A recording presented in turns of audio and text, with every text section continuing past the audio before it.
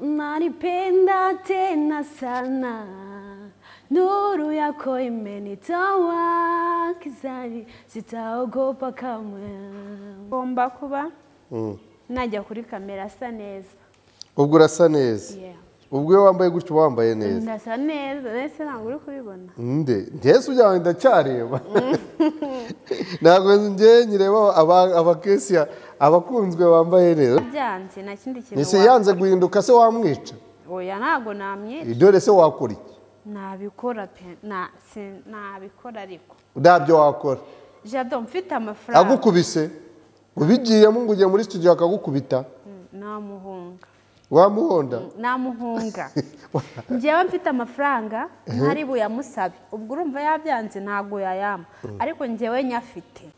Reka nababwiye mukomeze kugenda mukira ibihe byiza kuba dukurikiye kuri Jado Office TV show, mugire ibihe byiza cyane. Nanone twagarutse tugarukanye n'umuntu umeze neza cyane. Agiye gutangira rero atwibwira, ariko nuko ndeba atari kureba atari marabareba.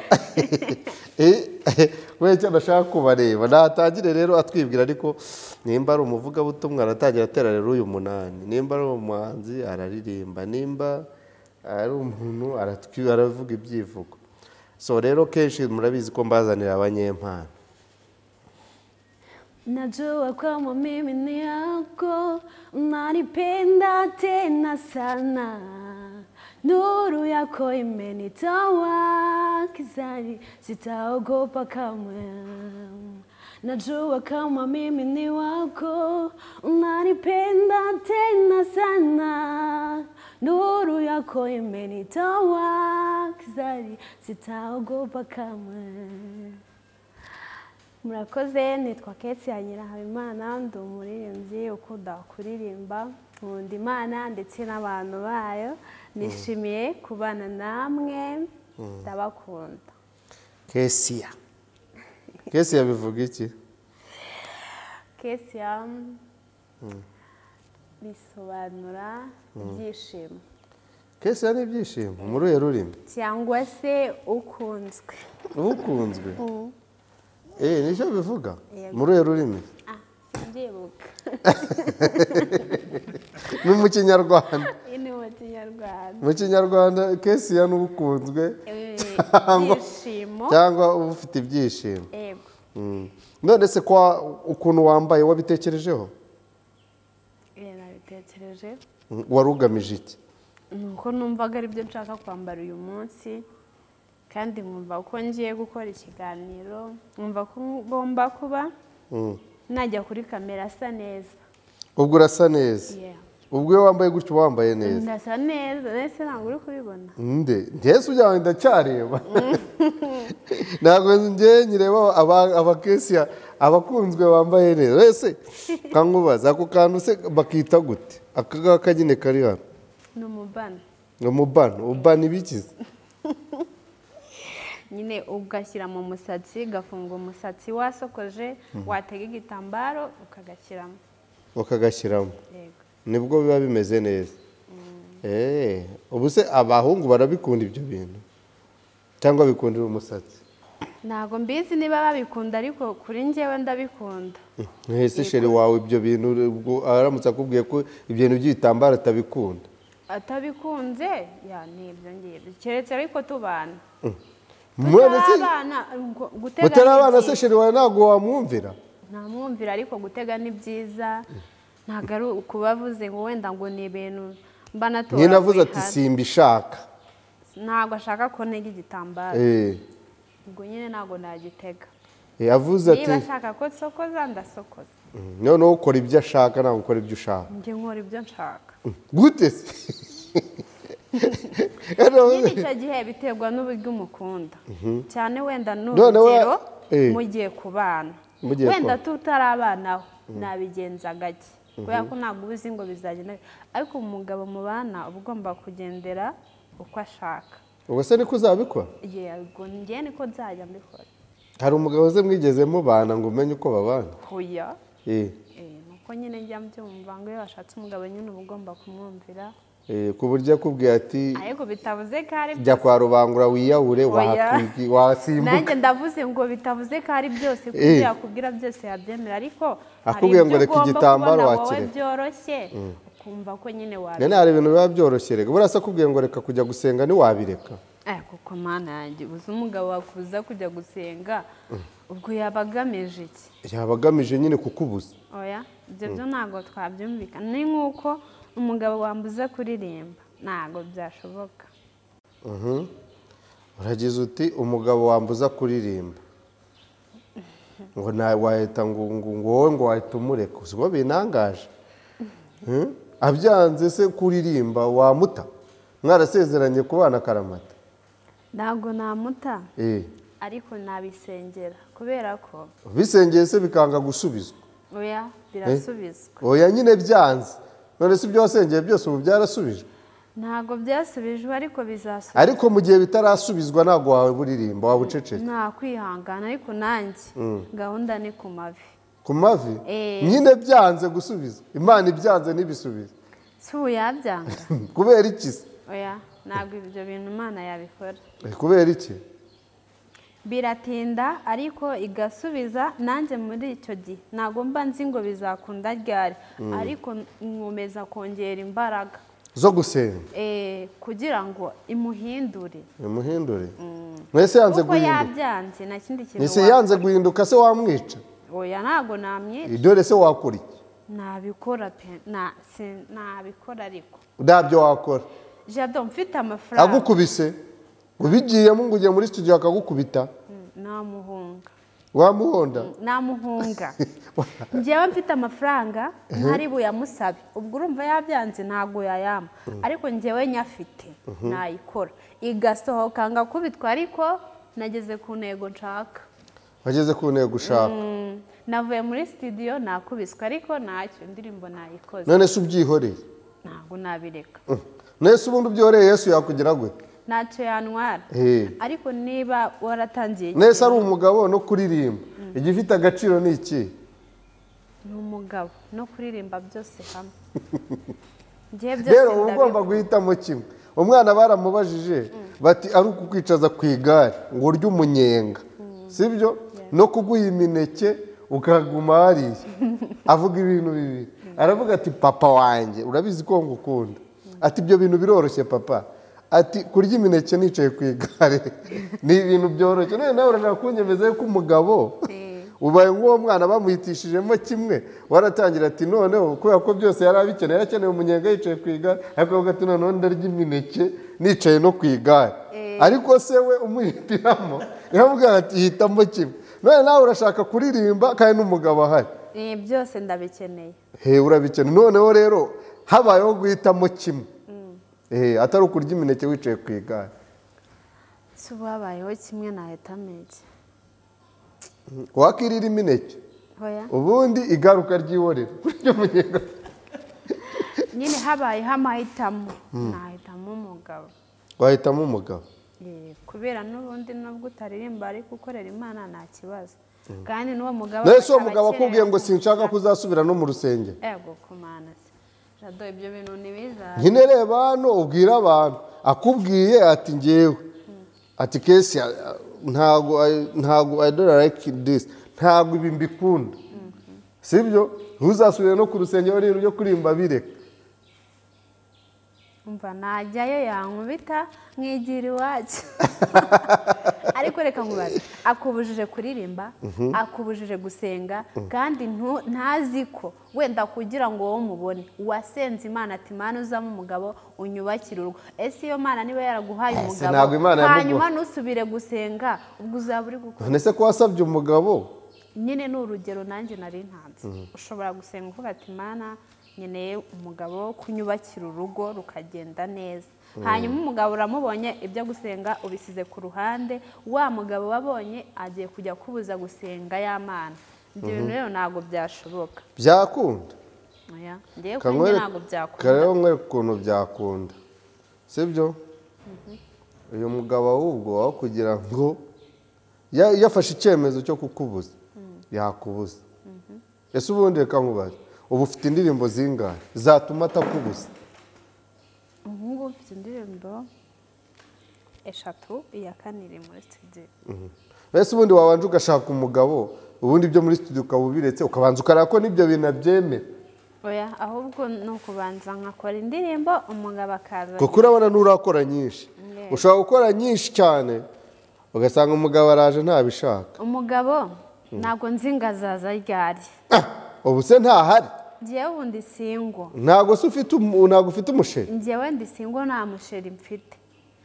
Rero ntabwo mfite gahunda yo kuvuga yego nzashaka umugabo ariko sinzi ngo ni ryari.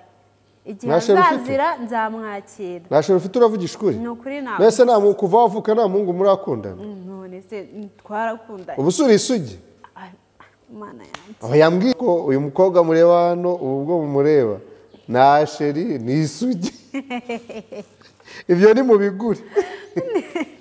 Yewe ndi singo nta mukunzi mfite niyo mpamvu ngomba kuba niba mfite amafaranga ngomba gukora indirimbo mu gihe atari yaza. Nese kuki utabugura nk'igare indirimbo ukazihorera cyangwa ukagura itora igare se cyangwa moto oya cyangwa imodoka ngo ni iby'iki ibyo ni iby'abagabo wowe ibyawe ni ibi yewe kuri nje nta gare ntaki nkeneye kuririmba nkeneye gukora umuziki n'uwo mugabo akazaza gusa mbasenga ngo Imana izamo umugabo ukunda kuba naririmba cyangwa se nabwo aririmba urashaka umunyamuziki aririmba cyangwa se akunda ibintu by'umuziki nubwo ataba abikoramo ariko abikunda ku buryo atazambuza ku buryo atazakoboza yego hanyuma rero abadukurikiye ufite YouTube channel yego yitwa ngo iki Kesi ya Official ifite sabu zingahe 300 net yawe 300 abantu 300 nibo bakurikirana yego data we ko numva ngugiriye imbabazi ni ntabwo biba byoroshye ashize se igihe kingana iki imyaka 4 nese abantu turuwasa ubu koko uyu mukobwa ntabwo mwumva ko ashaka gukurikira Yesu ntabwo mubyumva ko yasenze agasenga akagira gute kugira ngo Imana imuhereze sabu mujyeho kuri Kesi ya Official icyo gukora murakizi mukande subscribe share na commenting kuri izo ndirimbo mumutera imbaraga ifite views nyinshi ifite zingahe igihumbi cyonyine yego kuzubundi bavugana abantu igihumbi ari ubwo babicaza muri saro yawe ni benshi da maze kuri nge numva ari benshi nzo bimpa icyizere cyo gukora nyine hari ukuntu ukora ibintu kuri wowe ukavuga ati subu bizagira he ariko ukabona niba mfite views igihumbi mba mfite icyizere ko n'ibindi bizaza ahubwo kuri ngewe bisaba ngo nkore cyane ese producer ugukorera ugura mwizeye ugura mwizeye ndamwizeye afite akaboko gasenge buriya ari umuproducer twari dufite ari abaproducer murabizi najyaga mbwirana akaboko karimo nyabingi yego ari umuproducer ukoreshaho ukazategereza ko indirimbo igira 100,000 ugaheba hari n'abantu usanga ngo bagufashe muri promotion ahubwo ukabona nibwo uri gusubira inyuma abona hari igihe ukorera umuproducer gukorera ariko barakora kuvuga ngo producer byibuze ngo agushyire no kuri stat kandi ngo indirimbo niwe wayikoze ukibaza se ibi ni ibiki ntabwo abo babita abanyantege umva niko bameze none se ko utaza ngo ukorere indirimbo buri mu ntege nke ubwo nyine nari ntarakomenya hari utaramenya nese indirimbo nakoze ko zigiye ubwo koko usabu 300 yemwe abantu bakurikiye Shadow Office TV show ubwo murumva uyu muntu w'Imana nyine ushaka gukorera Imana ushaka n'umugabo mwiza wemera ibintu bye urumva umugabo azabyemera bikiri kuri sabu turuwasa azavuga ati n'ubundi ibi bintu si ibyawe byibore noneho kugira ngo ashake umugabo anabyuzuze yuzuze n'inshingano z'urugo byose abikore nta mukande ya sabu ko agiye no kurira ko umukande ya sabu kanda sabu nubwo wenda yaba afite 1000 mukanze byibura akaba afite 5,000 byamufasha gukomeza kugira icyizere bakanamumonetiza akajya arya kuduceriho duke duke nawe akumva imbaraga z'Imana n'umurimo w'Imana niko bimeze Imana igira uko ibigenza. Imana igira uko ibigenza. None se abo producer ngo baba bafite amaboko mabi. Nicyo kibazo. Wakusi kubera iki baba basambana buriya ra cyangwa baba ari abanyeshyari cyangwa baba bari ishyamba? Ntabwo mbizi ariko bibaho cyane. Baba bafite buriya akaboko katari keza. Mwese bagiye bajya kuraguza. Yego mana. Kuraguza kandi? Simbizi. Hari umuntu uherutse kuza arambwira ngo wakoje dongo wandangiye umupfumu wawe. Rekada. 1500 ngo murangira umupfumu. Arabiguha wowe? Njyewe. Aho gahe nta mupfumu mfite. Yaguze ko abantu bari seriye. Ubu producer ukora ama video. Yesu we. Hanyuma nta mupfumu ngira nawe umupfumu wanjye ni Imana. Mwana abantu cyakoze murasetsa. Nugusetsa subwo. Erega yari seri. Ese yo yifata akaza kukubaza. Yabona gujyayo ku buryo agiye. Hari umuntu abona ibintu bigenda. Ivye byaranze. Ahita avuga ati hana Theo yigeze kubinganiza mbwa ko abantu bamubwiye ngo umupfumu we. Yesu. Ngo barangira umupfumu. Ariko nanjye nari nzi ko bitabaho. Umuntu araza ari seriyeda. Buri muntu agira umugisha we. Agira umupfumu. Agira umugisha we n'umupfumu we. Ubwo rero baragiye bantu mwe tugiye kubasezerera tuzongera gukorana na kesi ariko nababwire ibintu birindwi bye ariko rero uremewe usegera muri etorero ADPR yahe uri sheri nabo bakande sabo abantu bo kuri sheri se buriya bagifite umuhanzi ADPR namwe muri mu ntege nke bagabo ufite umuhanzi ukaba ntumuhaye amafaranga ntunamusharingi ntunakanze sabo muri mu ntege nke ubu ADPR bose bagiye bumva umuhanzi wabo bagakanda sabo urukumva umuntu yahita bamonetiza uwo munsi ibintu byagenda neza yego okay none ubwo rero tugana ku musozo uri gutegura gukora iki abantu biteze iki ndi gutegura gusohora indirimbo muri uku kwezi hanyuma mu kwa karindwi nkayikorera amashusho usohora indirimbo nta mashusho bya ntibikibaho ubundi ufata indirimbo yawe audio ibirimbo byinshi bireke nanjye ngugira inama ujye ukora indirimbo imwe mu mwaka isohokane n'amashusho sibyo bantu banjye nanjye nyine niko ngomba kubigenza ariko ubu ngubu ibintu by'amaudio ntago bikigezweho kuri social media rwose ubwo n'amaudio ariho se kuri channel yawe nta video nimwe ndakora video nzatangira kuzikora mu kwezi kwa basi mari ko ware kudakora video no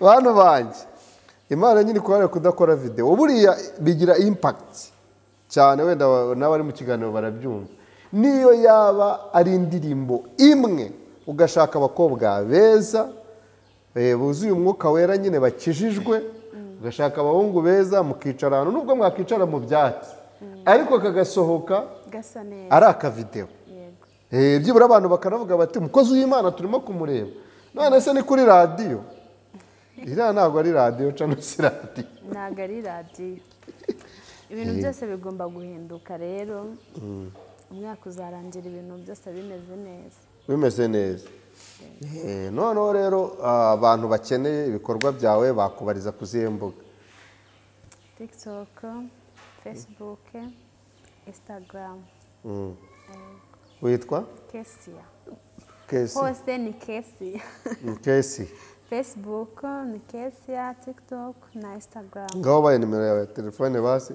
078 16 47 252 bagiye bakuvugisha nye bavuga umukozi w'Imana uturuka muri ADPR kuri sheri bamenye ibitekerezo no rero kiri ikintu babwira usoza ubwira inshuti zawe nawe waturutse mu cyaro inshuti zanjye ese uvuka mu cyaro mu karere ka Rutsiro ubwo ni he wanyuze Rubavu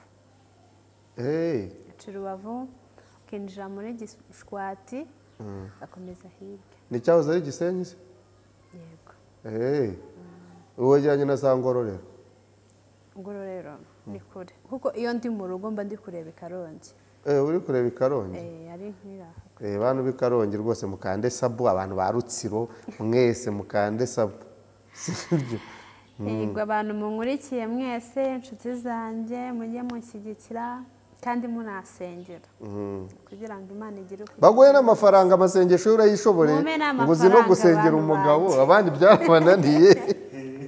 Ahubwo baguha amafaranga, banakwandikire, banakuvugishe, bamvugishe, tuganire ibitekerezo, inama nziza, ibintu byose birashoboka. Ubundi ikibyica ni ukutagira umuntu ukuba hafi ngo abe yaguha n'ibitekerezo, akubwira uko bigenda n'uko bikorwa. Yaguha n'amafaranga rero, yaguha n'amafaranga. Njyenyine nawe umbwira ati bikore gutya. Aguha n'amafaranga. Ame n'amafaranga. Niyo ndayakeneye. Sawa, reka rero tugushimire, Imana iguhe umugisha. Murakoze cyane. Amen.